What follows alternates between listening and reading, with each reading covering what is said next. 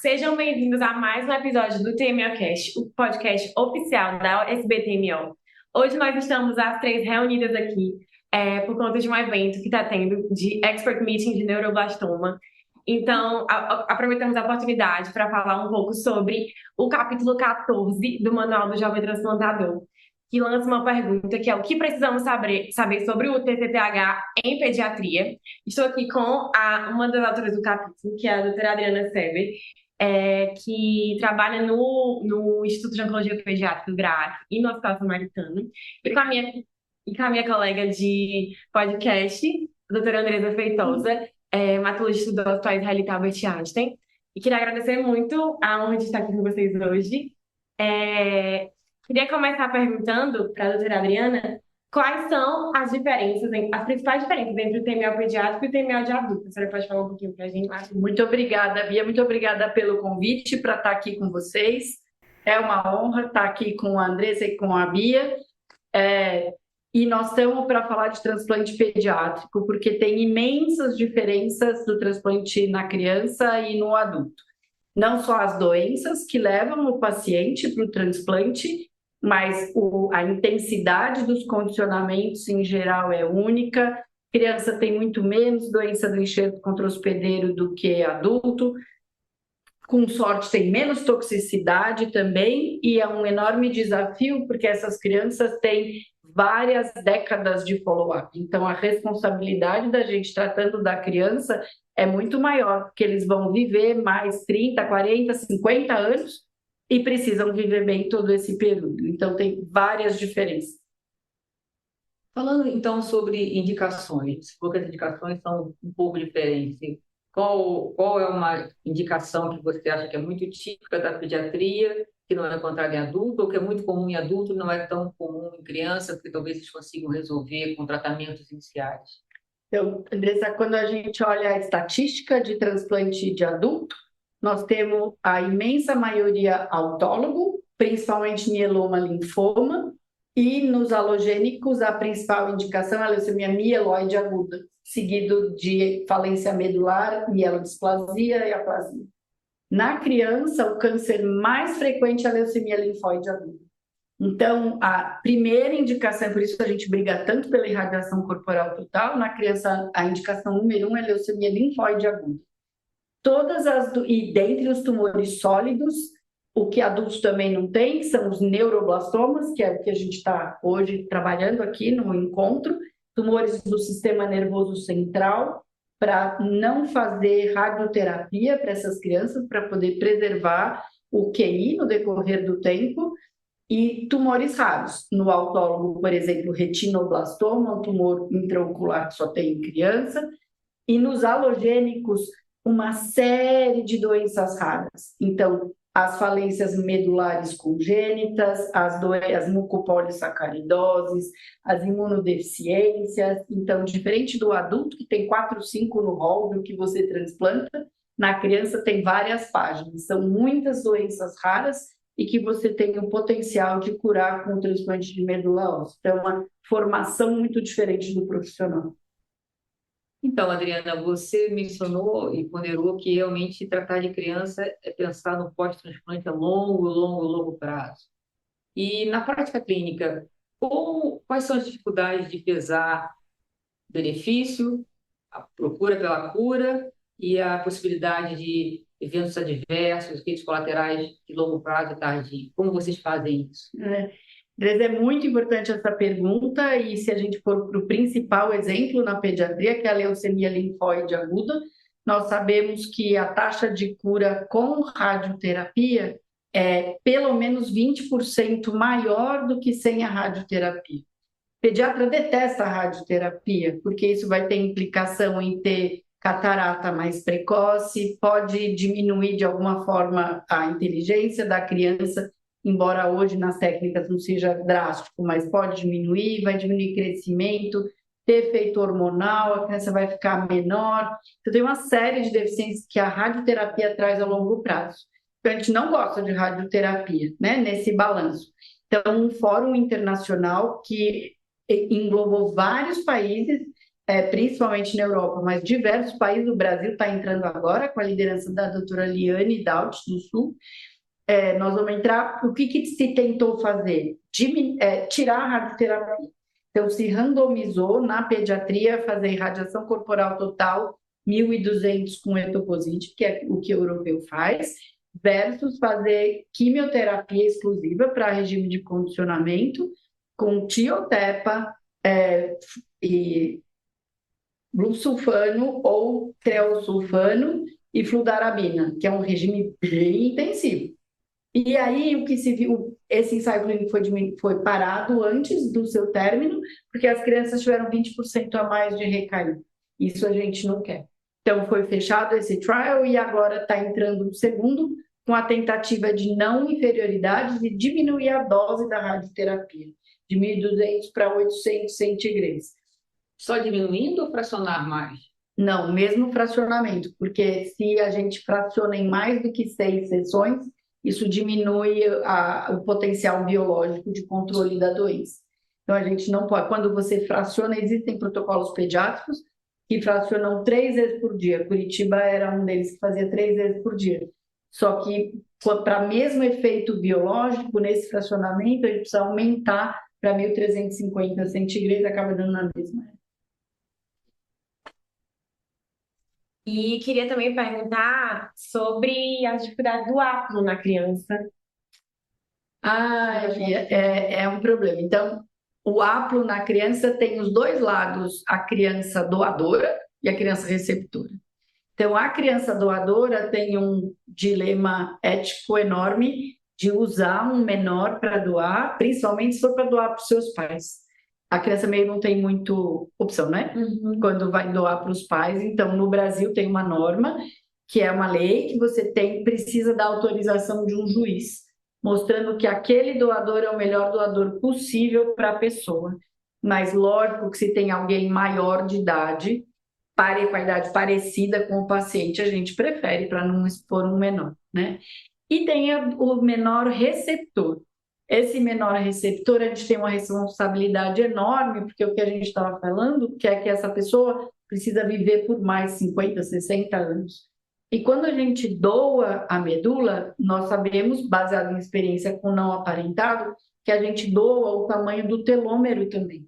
Então, o que a gente sempre explica é, se eu tiver um paciente com 10 anos e eu der para ele a medula do pai com 40, a medula dele vai estar sempre 30 anos mais velha do que ele. E provavelmente as doenças do envelhecimento vão surgir muito antes. No não aparentado, a gente sabe que o resultado final do transplante é pior. Aumenta a doença do enxerto contra o hospedeiro, piora a reconstituição imune e piora a sobrevida global.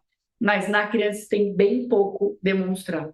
Nós fizemos no GRAAC esse ano um trabalho que mandamos para a SBTMO, falando da idade do doador haploidêntico versus sobrevida, mostrando que as crianças doadoras, para as crianças transplantadas, têm menos doença do enxerto contra o hospedeiro e um prognóstico melhor.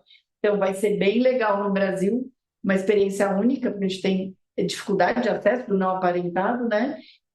Demora, não encontra, o doador não quer, então a gente vai poder mostrar qual é o impacto da idade do doador, incluindo as crianças como doadoras para seus irmãos haploidênticos. Você mencionou no início que realmente o transplante de pediatria também tem muita expressão ao transplante de doenças não malignas, né? E eu sei que você tem um carinho especial para o transplante em doença falciforme. Fala um pouquinho do que você faz atualmente, o que você vê no futuro, quais são as entraves. Então, o transplante de anemia falciforme é quase um outro capítulo dentro do transplante de medula óssea. Tem muitas particularidades. Começa pelo paciente extremamente sofrido, né? Com ansiedade, a gente tem muito carinho pela criança carequinha com câncer que trata da leucemia, coitadinha. E como sociedade, a gente tem desdém pelo paciente com anemia falciforme, porque aquele que vive no pronto-socorro, aquele que é viciado em morfina, aquele que vive berrando de dor, eu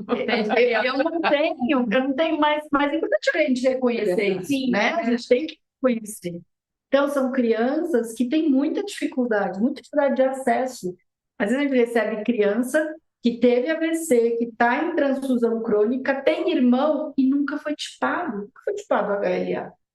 Então, hoje, o resultado do transplante está caminhando tão bem que existe, inclusive, a discussão de se crise de sequestro esplênico não deve ser tratada com transplante de medula óssea.